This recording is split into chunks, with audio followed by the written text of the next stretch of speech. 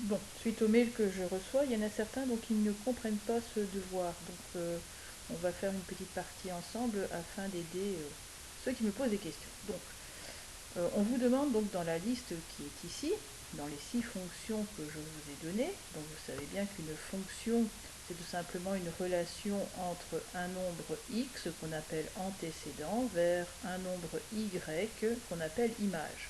Autrement dit, je vais vous donner des valeurs de x, il faudra le passer dans la machine pour trouver le nombre y. Et dans la machine, qu'est-ce qu'on fait? Eh bien tout simplement, on va prendre la valeur de x et on va la multiplier par 3, puisqu'il est écrit 3x. Donc sous-entendu, 3 fois x. Donc si je prends la première valeur de x, eh bien c'est moins 2. Moins 2 fois 3, ça me donne tout simplement moins 6.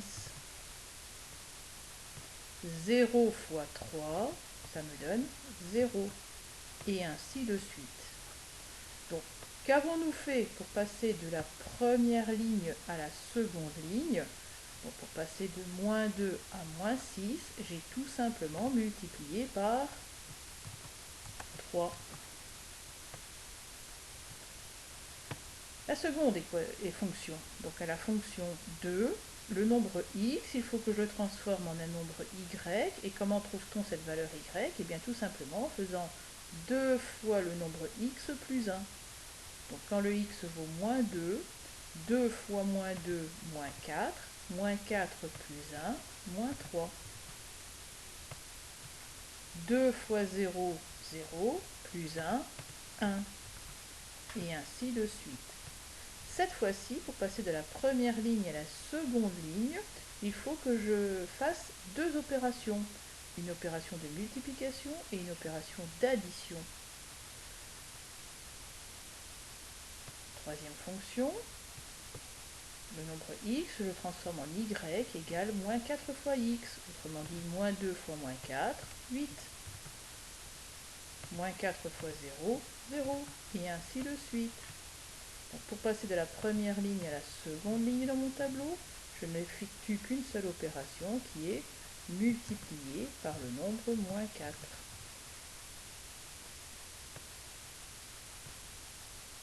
3 demi fois x, donc moins 2 fois 3 demi.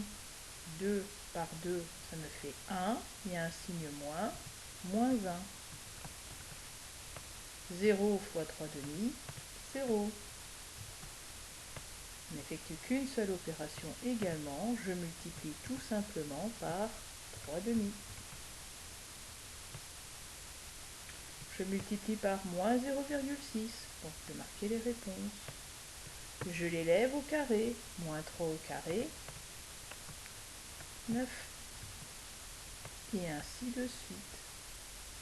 Ensuite, je vous dis quelles sont, parmi ces fonctions, celles qui sont proportionnelles, autrement dit linéaires. Et allez voir la définition de linéaire dans votre cours. La stagiaire vous a dit une fonction linéaire est une fonction qui s'écrit sous la forme y est égal à un nombre fois x. Il fallait que le nombre p soit égal à 0.